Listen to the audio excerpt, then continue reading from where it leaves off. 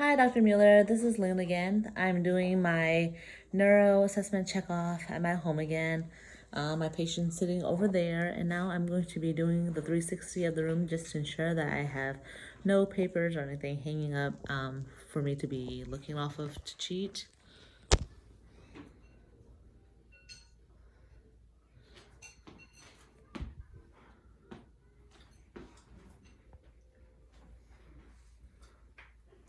Okay, now I'll be placing the camera here, and I'll be starting my checkoff.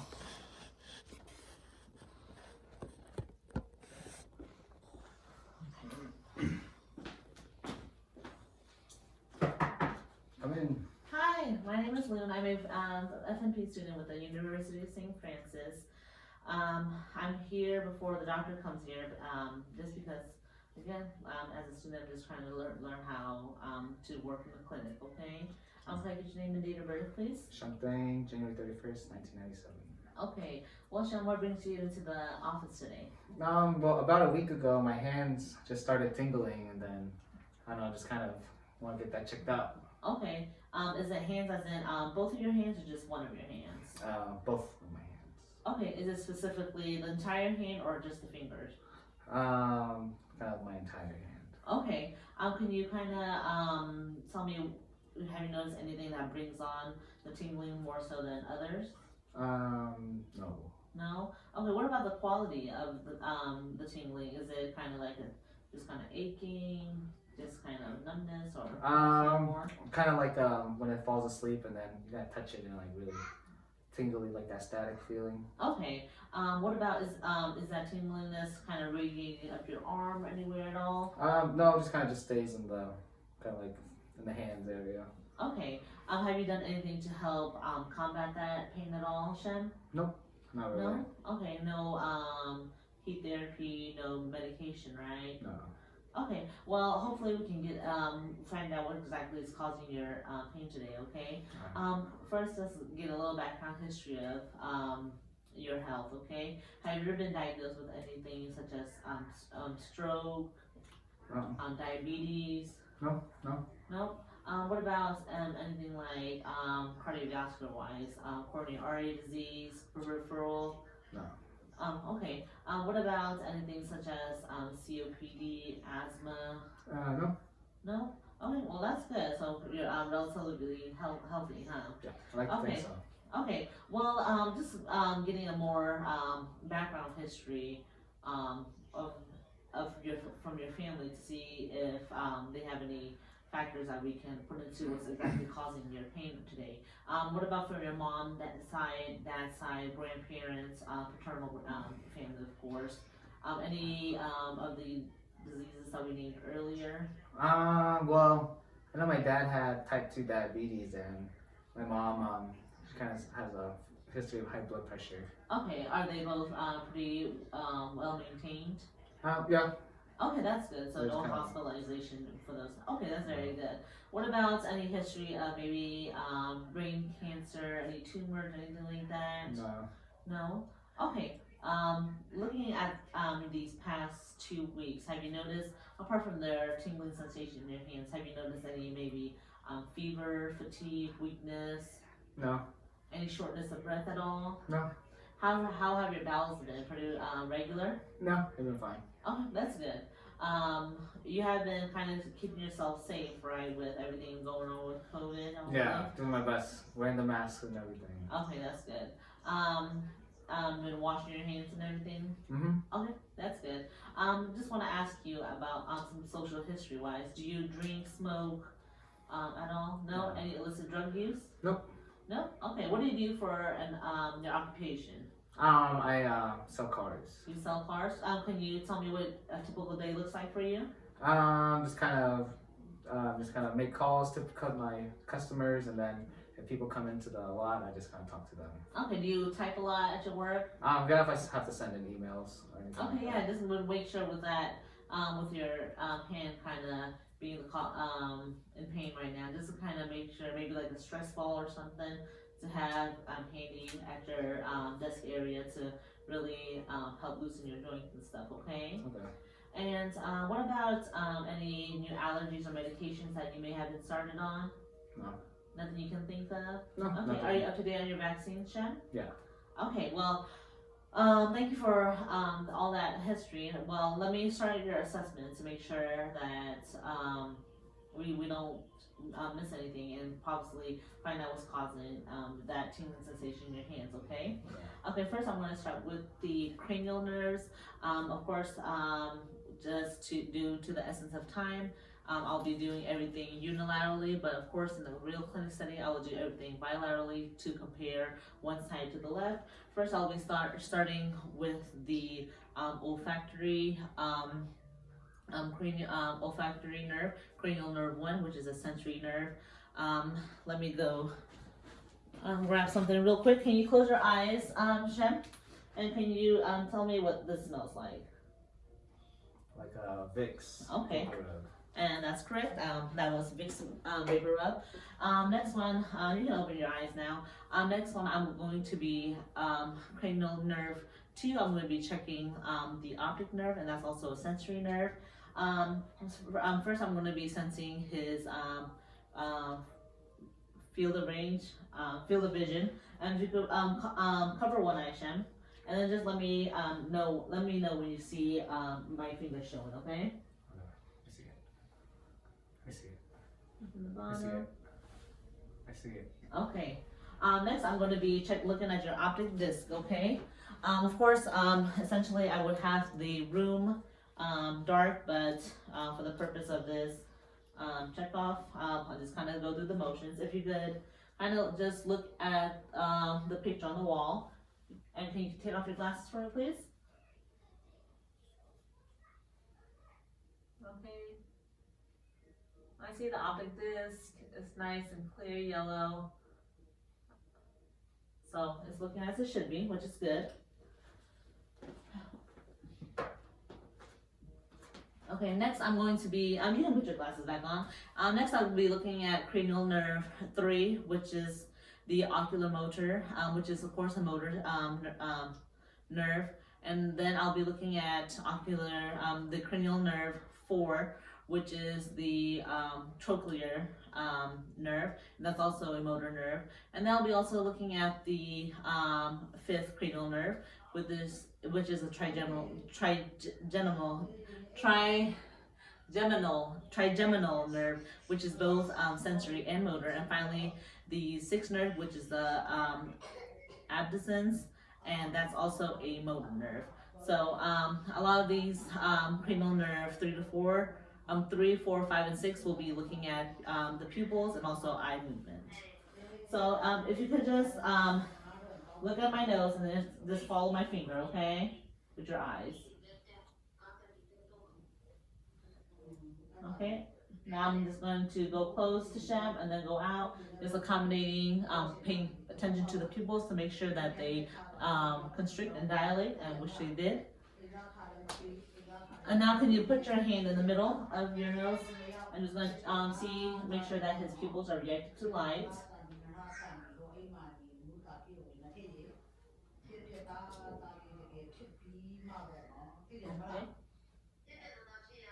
Okay. So yep, it's reacting as it should be.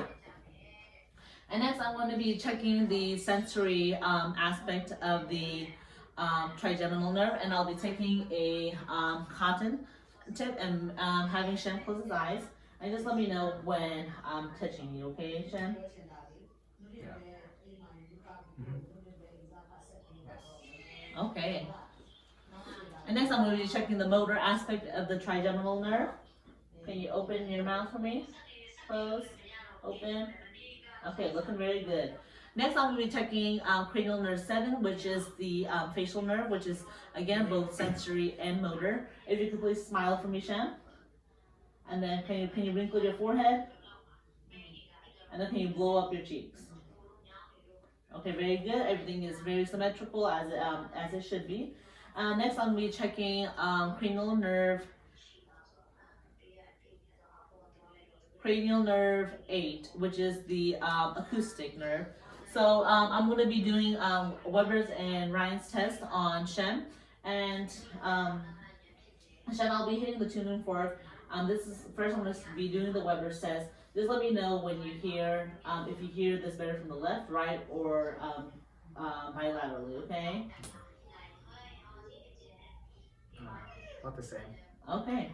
Next, I'm going to be doing the Ryan's test. I'm going to be putting this behind your ear. Let me know when you don't hear it, and I'll be moving it to the side, and then let me again know when you don't hear it anymore, okay?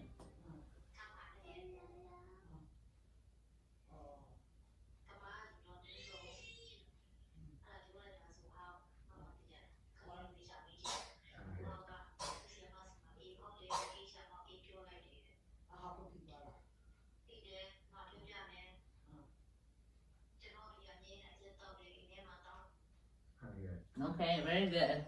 Okay, next I'm gonna be doing just rubbing my fingers to make sure that he hears that as well. Can you close your eyes, Shem, and just let me know which side you hear my fingers? Okay. Okay, very good. Next I'm going to be moving to cranial nerve 9, which is the glossopharyngeal, and that's again both sensory and motor, and also cranial nerve 10, which is the vagus, which is again sensory and motor. Could you open up your mouth and say ah for me, please? Can you stick out your tongue, please? Okay. The uvula fell midline, and also the pillars rose symmetrically, so that's exactly what we want to see. So Shem is good there. And next I'll be moving on to cranial nerve 11, which is the spinal accessory nerve, and that's motor. And also after that I'll be checking cranial nerve 12, which is the hypoglossal nerve, which is motor as well. So for cranial nerve 11, can you shrug your shoulders for me, kind of against pressure? Can you turn your head to the left, to the right? Very good. Can you stick your tongue out for me? Okay, I'm just making sure for cranial nerve 12 that the tongue is midline. Can you make close your mouth and then push your tongue to towards your cheeks, to the other side. Okay. Now can you repeat after me? Light, dite, dynamite. Light, dite, dynamite. Okay, very good. So now I'm done with the cranial nerves, and I'll be moving on to the motor aspect of the checkoff. Can you please stand up for me, Shem, and just kind of walk in a circle? And while he's doing that, I want to make sure that his posture is good and his gait is steady, which it is. So next, I'm going to ask you to do the tandem walk test. Shem, if you can kind of scoot back just so, and just kind of walk heel to toe for me. Okay, and that's good. And now could you face me, Shem? And next, I'm going to be doing the Rosenbaum test, and also the protractor drift test as well. So close your eyes and kind of stand still for me. Now can you put your arms out like you're holding a bowl of soup? Yeah, and you just want to make sure this patient's standing like this for 30 seconds to a minute. Make sure that his arms don't drift off, which is part of the pronator drift test, and make sure that he is not wobbling to the left or right, which is part of the wrong drift test. Okay, very good. Now can you bend your knee for me like this? Yep, other knee. Yep. Now can you hop on one foot for me, please? Now can you rub your heel to your shin like this? Okay, very good. Can you sit down for me again, Shen? Okay. Next, can you please? Next, we're going to check the coordination of the upper and lower extremity. First, we're going to do a rapid reflex test. Can you kind of go like this on your thigh as fast as you can? And then can you kind of tap your toes as fast as you can? Okay, very good. Now we're going to do a test called a point-to-point test. So just touch your nose and touch my finger as I move my finger, okay? So nose to finger.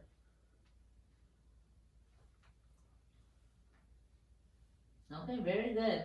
So next we're going to be moving on to the sensory aspect of the test.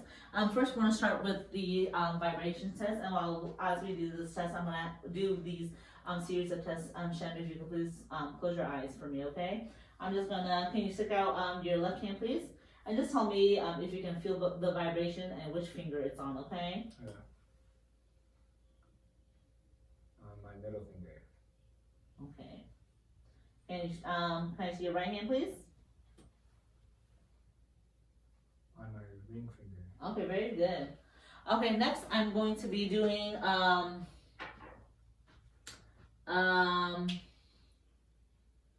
next I'm going to be doing a discrimination and of sharp and dull. So just let me know when you feel sharp and dull, okay? Okay. This is be sharp and this is dull, okay? Will you just close your eyes again for me? Sharp, dull, sharp, dull. Okay. Let me see. Vibrations, discriminations, the getting a test. Okay, next I'm going to take can you close your eyes for me and then pull out your palm, please? And then I'm going to be drawing something on your hand, and this is called the graphanesia test. First I'm going to be drawing a number, okay? Can you tell me what that number is?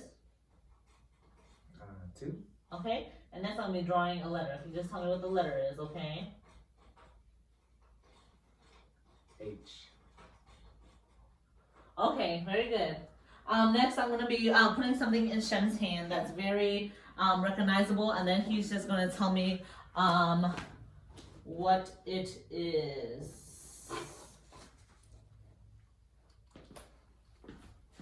Okay. Okay. Just putting this in your hand. A plug. Some type of plug. Okay, very good. Okay, next can you give me your hand again for me, please? And just tell me which finger I'm touching and if it's up or down, okay? Okay. Up, my index finger. Down. My pinky up. My pinky down. Okay, very good. Okay, next I'm going to be doing a test called the test on your foot, okay? To make sure that you have sensation on your feet, okay? So, can you lift up your feet for me, please? And then I'm going to be doing this in 10 spots. And just every time I hit your feet, just say now, okay? And it's called the monofilament test. Now. Now. Now. Now. Now. Now. Now. Now. Now. Now. Okay, very good. Okay, next I'm going to be doing a series of tests to check your reflexes, okay? So if you could please stand up for me. And since I don't have a hammer, I'm just going to be using the tuning fork. First, I'm going to be checking your biceps reflex, okay? Okay. Next, I'm going to be checking your tricep reflex. So you kind of position your arm like this.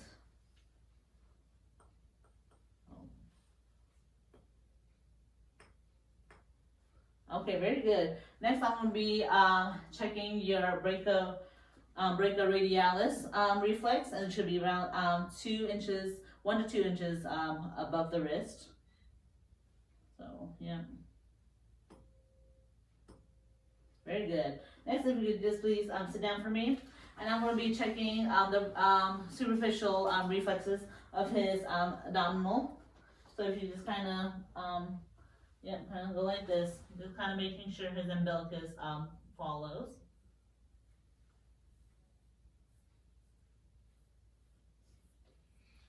Okay, that's so the next step that I would do, since Shem is a male, I would be taking my my tool in his inner thigh, the cremostasis.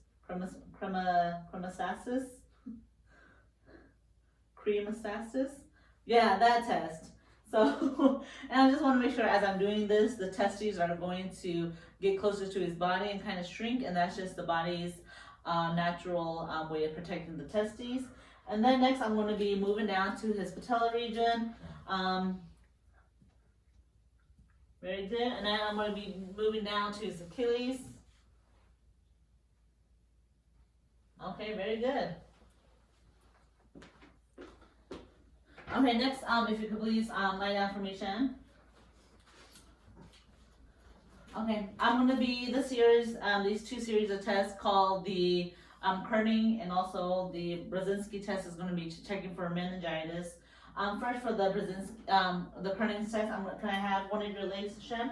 And then I'm going to be asking if he has any pain in his back. If he does, if he were to have meningitis, it would be painful for him in his back. And then for the Brzezinski's test, can you take your head to your chest, Shem?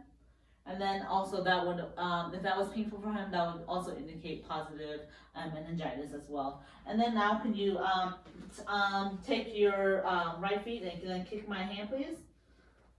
And then your left feet and kick my hand. And then if that were painful for him, that would be indicated of some herniated disc that he would be feeling pain in his lower back. Let me see. Can you sit down, sit up for me again? Shem, I forgot a test called the 2-point test, okay? Just let me know, can you guys give one of your fingers, please? And just let me know when you start to feel 2 points on this. Can you close your eyes, please? Yes. Okay, so that's very, not very much space between when he could tell when it was a 1 point and a 2 point, so that's very good. So now, now I'm going to be doing the point verification and extinction test. So I'm just going to be touching a point on your body, and then sometimes I'll be touching 2 points. Just let me know where exactly I'm touching, okay? Mm-hmm. My shoulder. My knee. Which knee? My right knee. My left knee and my right shoulder. My left hand. My forehead and my left eye. Okay, very good.